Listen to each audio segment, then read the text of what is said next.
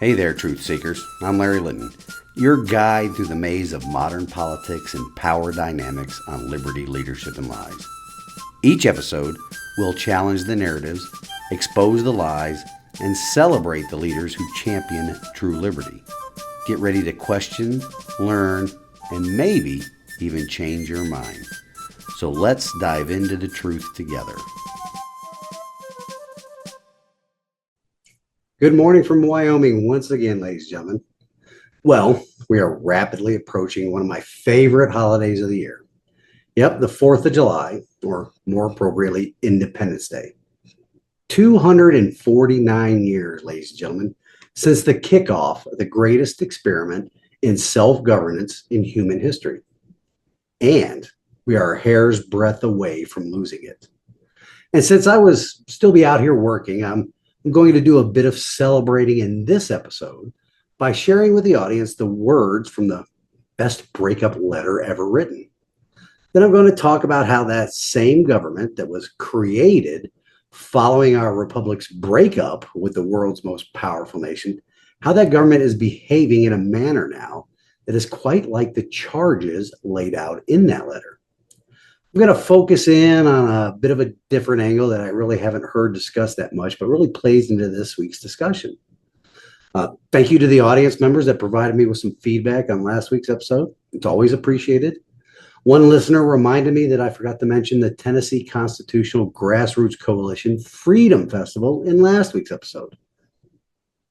So thank you, and here is the information once again.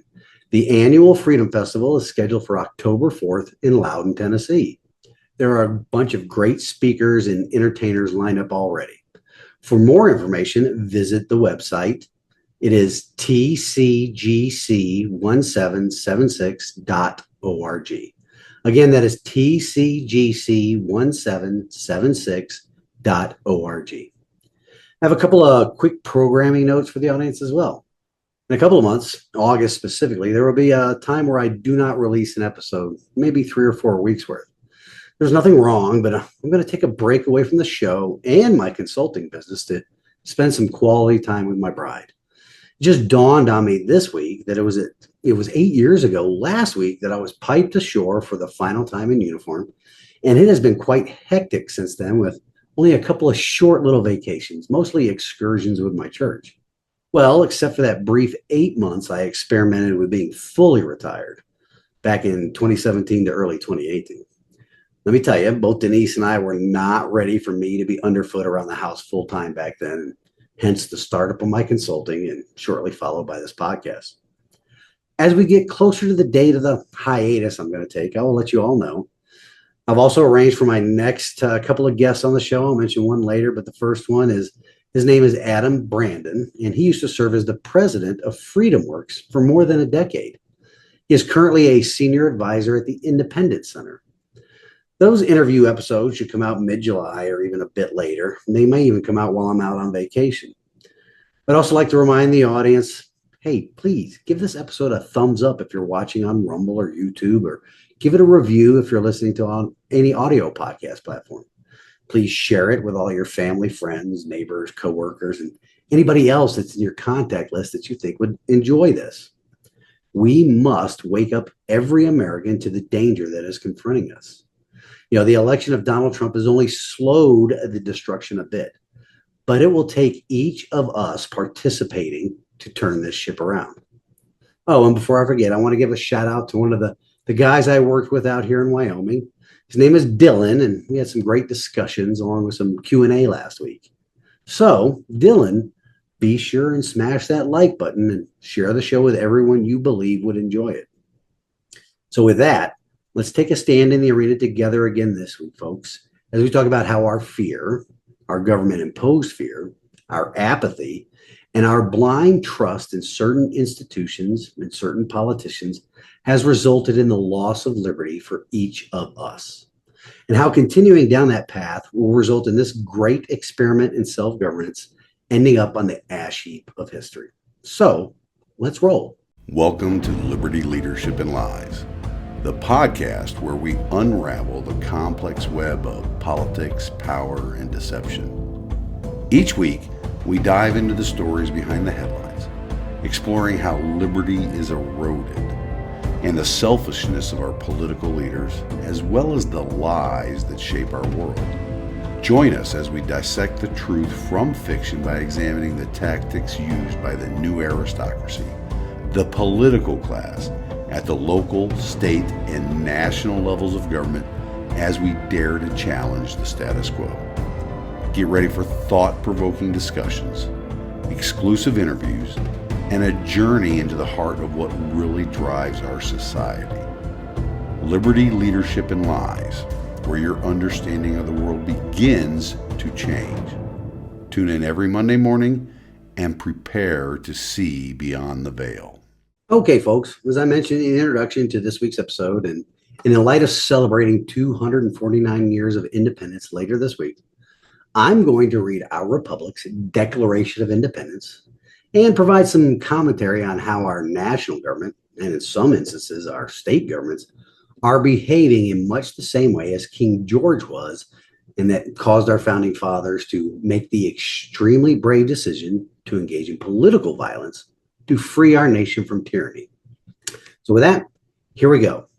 In Congress, July 4th, 1776, the unanimous declaration of the 13 United States of America, when in the course of human events, it becomes necessary for one people to dissolve the political bands which have connected them with another, and to assume among the powers of the earth the separate and equal station to which the laws of nature and of nature's God entitle them, a decent respect to the opinions of mankind requires that they should declare the causes which impel them to the separation.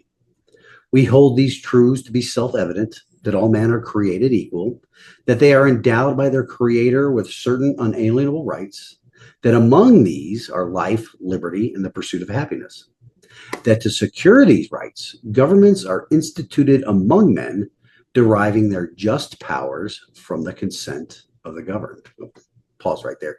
Keep in mind that consent of the governed, because it's very, very important. And consent to the government means the people affected by the decisions and actions of government. But back to it, that whenever any form of government becomes destructive of these ends, it is the right of the people to alter or to abolish it and to institute new government, laying its foundation on such principles and organizing its powers in such form as to them shall seem most likely to affect their safety and happiness. Prudence, indeed, will dictate that governments long established should not be changed for light and transient causes, and accordingly, all experience hath shewn that mankind are more disposed to suffer while evils are sufferable than to right themselves by abolishing the forms to which they are accustomed. It's us right now. But when a long train of abuses and usurpations pursuing invariably the same object evinces a design to reduce them under absolute despotism, it is their right, it is their duty, another word to keep in mind, duty, but continuing, it is their duty to throw off such government and to provide new guards for their future security. Such has been the patient sufferance of these colonies, and now it isn't colonies, but the individual states and the individual citizens respectively. And such is now the necessity which constrains them to alter their former systems of government. The history of the present King of Great Britain is a history of repeated injuries and usurpations, all having in direct object the establishment of an absolute tyranny over these states. To prove this, let facts be submitted to a candid world. So right now we're going to go over the list of things the Founding Fathers listed as the specific reasons for altering and abolishing their form of governments to engage in political violence. First, he has refused his assent to laws, the most wholesome and necessary for the public good. Now, one of the things that comes to mind with that is the Second Amendment. Does the national government, as well as the individual state governments, do they ignore that constitutionally protected right? Despite Supreme Court decisions recently like Bruin and Heller. Absolutely they do. Most of these government usurpations of that individual right started with the National Firearms Act, which was passed by the Congress and signed into law nearly a century ago, back in 1934. The National Firearms Act is a law that regulates certain types of firearms, specifically machine guns, short-barreled rifles, short-barreled shotguns, silencers or noise suppressors, and other weapons. It imposes taxes on the manufacture, transfer, and making of these firearms and requires registration with the ATF. You know what that sounds like? That sounds like a bunch of infringements on the people's right to keep and bear arms, doesn't it? And that's just one of many instances of the state and national government refusing assent to the law. So, founding fathers' grievance number one against the King of England is happening right now and has for generations by our current governments, state and federal or national. Let's continue with the grievance number two in the long list our politically violent founding fathers put on the record.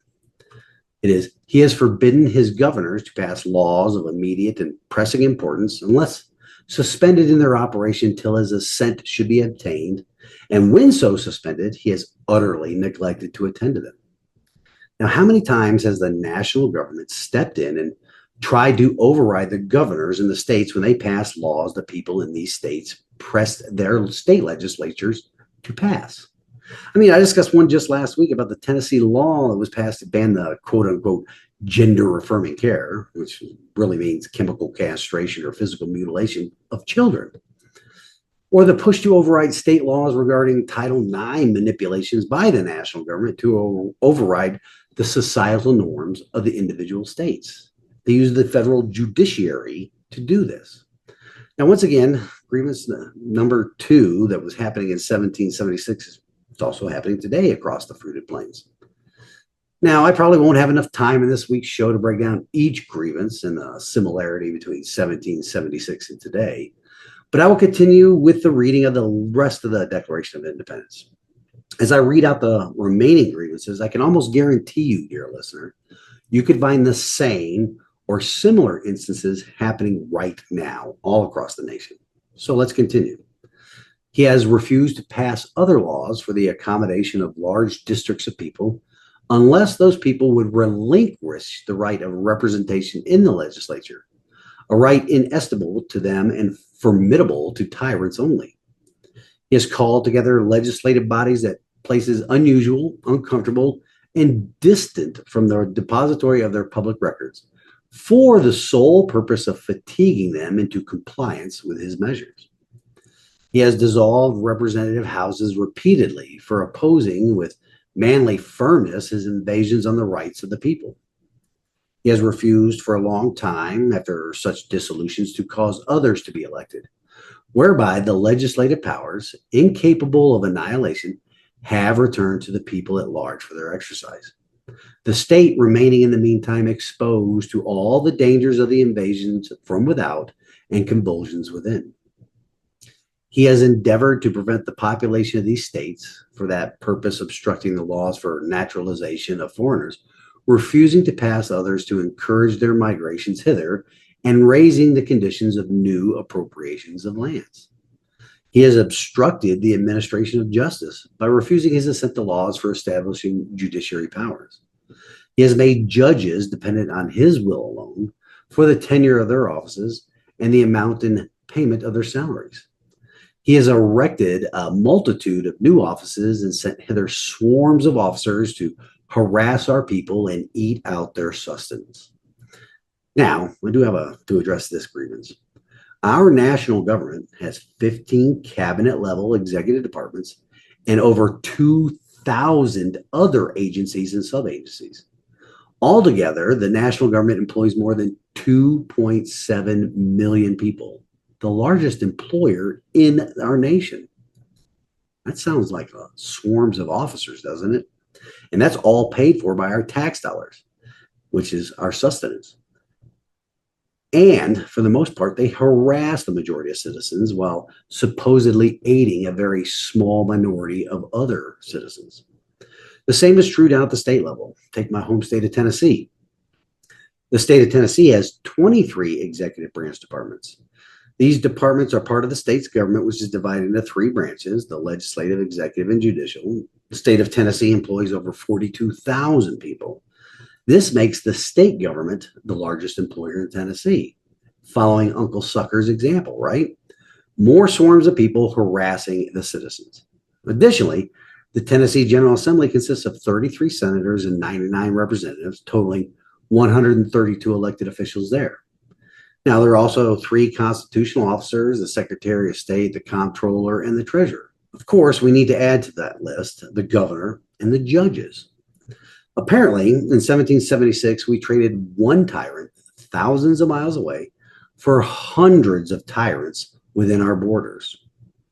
Continuing with the grievances, though, he has kept among us, in times of peace, standing armies without the consent of our legislatures. He has affected to render the military independent of and superior to the civil power. He has combined with others to subject us to a jurisdiction foreign to our Constitution and unacknowledged by our laws. Now, right there, think United Nations, World Health Organization, and many others. Now, giving his assent to their acts of pretended legislation, for quartering large bodies of armed troops among us, for protecting them by a mock trial from punishment for any murders which they should commit on the inhabitants of these states, for cutting off our trade with all parts of the world, for imposing taxes on us without our consent, for depriving us in many cases of the benefits of trial by jury. How many January 6ers were arrested and confined without their right to a speedy trial? Also, for transporting us beyond seas to be tried for pretended offenses, for abolishing the free system of English laws in a neighboring province, establishing therein an arbitrary government, and enlarging its boundaries so as to render it at once an example and fit instrument for introducing the same absolute rule into these colonies, for taking away our charters, abolishing our most valuable laws, and altering fundamentally the forms of our governments. Now, the biggest fundamental altering of our form of government occurred on February 3rd, 1913, when the 16th Amendment was ratified. And that was followed closely by the ratification of the 17th Amendment on April 8th, 1913. That was a quick 1-2 punch that forever altered our nation and destroyed federalism. But continuing on, for suspending our own legislatures and declaring themselves invested with power to legislate for us in all cases whatsoever. He has abdicated government here by declaring us out of his protection and waging war against us.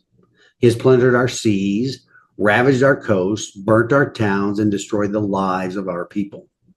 Summer of love in 2020, anybody? Some state governments, as well as the national government, facilitated that. He is at all times transporting large armies of foreign mercenaries to complete the works of death, desolation, and tyranny, already begun with circumstances of cruelty and perfidy scarcely paralleled in the most barbarous ages and totally unworthy the head of a civilized nation. He has constrained our fellow citizens taken captive on the high seas to bear arms against their country, to become the executioner of their friends and brethren, or to fall themselves by their hands.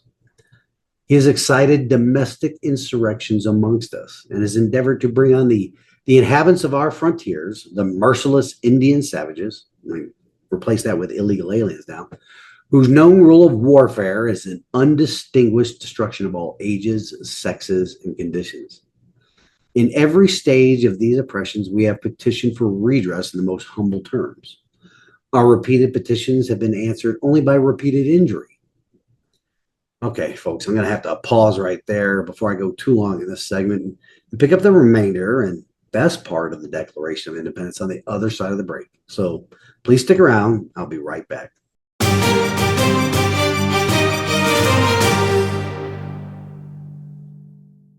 Okay, picking up where I left off.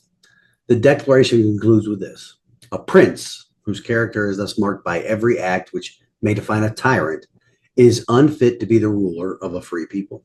Nor have we been wanting in attentions to our British brethren. We have warned them from time to time of attempts by their legislature to extend an unwarrantable jurisdiction over us. We have reminded them of the circumstances of our immigration and settlement here. We have appealed to their native justice and magnanimity, and we have conjured them by the ties of our common kindred to disavow these usurpations, which would inevitably interrupt our connections and correspondence. They too have been deaf to the voices of justice and consanguinity. I guess that's how you say that word. We must therefore acquiesce in the necessity which denounces our separation and hold them as we hold the rest of mankind enemies in war, in peace, friends. We, therefore, the representatives of the United States of America in General Congress, assembled, appealing to the Supreme Judge of the world for the rectitude of our intentions, do, in the name and by authority of the good people of these colonies, solemnly publish and declare that these united colonies are, and of right ought to be, free and independent states, that they are absolved from all allegiance to the British Crown, and that all political connection between them and the state of Great Britain is and ought to be totally dissolved, and that as free and independent states, they have full power to levy war, conclude peace, contract alliances, establish commerce, and to do all other acts and things which independent states may of right do. And for the support of this declaration, with a firm reliance on the protection of divine providence, we mutually pledge to each other our lives, our fortunes, and our sacred honor. So, pretty awesome stuff right there, huh, folks? That closing, while being a prayer of the Founding Fathers, also provides a stark contrast to those serving in elected office today at the local, state, and national level. Did you catch those words? Sacred honor. That is definitely a rare attribute for the people that occupy positions of authority and power in our Congress, our state houses, and our local government buildings. Speaking of sacred honor and or a lack of it in local elected officials, I will also have a future guest on this program that can probably demonstrate that fact as it relates to the city of Pigeon Forge and how a high-ranking public official used the power of government, specifically the eminent domain power, for his personal benefit. I'll let you know who and when this person will be on the program next week as we hammer out the schedule. Also, as we consider sacred honor in elected officials, I want to ask you all a question. Would any one of you in the audience spend a significant amount of money to obtain a job that will never pay you back what you spent to obtain that job? For example, would you spend, and let's just for simplicity's sake, keep the number relatable to the average American. So in 2024, the national average salary was $63,795. That is the sum of all incomes divided by the number of workers. Where someone lives, their industry, their education level, their current demand for that job. They also contribute to how much a worker earns per year. But let's go with the round number of $65,000. Would any of you making $65,000 spend $2.5 million to get a job? I think you know the answer to that. Let's say somebody did do that, though. What would be the reason anybody spent that amount of money to get a job that would take more than 40 years to pay back what they spent to get that job? Well, it should be obvious. There is some benefit other than the salary that makes the juice worth the squeeze, if you know what I mean. Well, the salary for a rank and file member of Congress, the House or Senate, is $174,000. We'll talk about that in a bit, or I may share some data on congressional salaries in a blog post on the website. Be sure and check out the website and subscribe to the blog. The address is in the banner below. If you are an audio-only follower of the show, the website is libertyleadershipandlies.com. Liberty, Leadership, and Lies is all together with no dashes or underscores. So that, again, is libertyleadershipandlies.com. So I'll hang that up on the website later today or tomorrow or sometime this week. When you check it out, keep in mind that it is we, the people, that are paying six-figure salaries for what is basically a voluntary position. Let's get back to the very non-altruistic reason for spending millions of dollars to get that low-end six-figure salary. Now, there is a salary range for members of Congress. Congressional leaders receive higher salaries. For example, the Speaker of the House receives a $223,500 annual salary, and the Senate President pro temp and majority leaders and minority leaders, they receive an annual salary of $193,400. So now let's talk about the wealth of some of the members of Congress have accumulated in their positions of power and influence.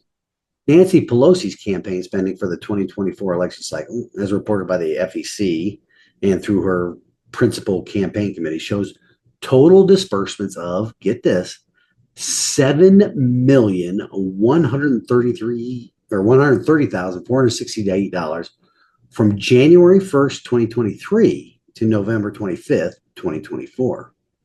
It's not even a full 2 years. More than $7 million so she could receive the salary of $174,000. Remember, because she's now a rank and file member, not a majority or minority leader.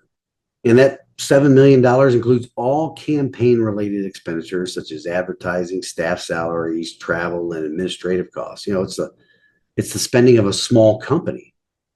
But that $7 million, that wasn't the total amount spent to obtain the low end six-figure salary. Oh no.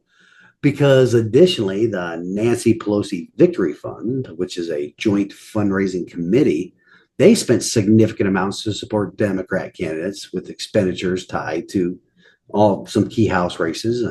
But the exact totals for 2024 are less detailed in available data, with earlier cycles showing related PACs like the House Majority PAC raising $134 million. Things that make you go, right? And if you think I'm just going to call out the commies, well, you would be wrong. Just because Nancy Pelosi has used her position to amass a significant amount of wealth during her tenure in Congress for that low-end six-figure job, she isn't the wealthiest person up there using her knowledge of legislation to have her husband pick the best stocks. Do you want to know who the wealthiest member of Congress is? It might surprise some of you. So it's as of 2025, the wealthiest member of Congress is Senator Rick Scott, Republican from Florida, who has an estimated net worth ranging from $300 million to $550 million. It's an interesting point right there that I have to point out before I forget. When getting this data for the wealth of members of Congress, it only provides a range, not a specific amount. And with Senator Scott's net worth reported as ranging between $300 and $550 million, that's a huge gap, right? A gap of $250 million. Because ethics rules only require them to report that range, not an exact amount at the time they were required to submit their reports. Well, guess who wrote those rules? Of course, elected and unelected members of government writes those rules. Never mind the fact that every year you and I, along with every other taxpayer in this country, has to report to the government the exact amount we earn to that very same government so they can squeeze every bit of tax they can out of our wallets. These same members of Congress write the tax laws, and often with an eye towards how it benefits them and their wealth accumulation, never for the benefit of the citizens. Granted, Senator Scott was wealthy before he sought elected office through his work in the private sector, but it doesn't diminish the main point I'm trying to make. One more example, though, and of course it is one of the communists in Congress. Congresswoman Judy Chu, a Democrat out of California, because of course, also saw significant growth in her wealth since she was first elected to Congress. Data shows that her net worth increasing from less than six figures in 2008 to, get this, $7.1 million by 2018, a roughly 7,000% increase, depending on the exact starting figure. Her wealth growth is reported to be linked to investments in possibly spousal assets, just like the godmother of getting rich from her position in Congress, Nancy Pelosi. So after all this, I decided to ask Grok about this behavior. Here's what Grok said, quote, "Spending millions of dollars to secure a congressional seat, a temporary job paying $174,000 annually for House members or senators, with leadership roles getting up to $223,500, is generally not financially wise if viewed purely as a return on investment decision for the salary alone. However, the calculus is more complex due to non-monetary benefits, influence, and long-term financial opportunities." End quote. Yep, the calculus is definitely complex, but the reasoning isn't. These people seek to use their positions exactly for the non-monetary benefits, the influence, and the long-term financial opportunities. Sacred honor is missing from our elected officials. I'm also going to share a blog post about Alexis de Tocqueville and his early writings during the formation of our republic. If you don't know who he is, look him up. And that will wrap up this segment, folks. Stick with me for my closing thoughts and this week's wisdom from God's Word. I'll be right back.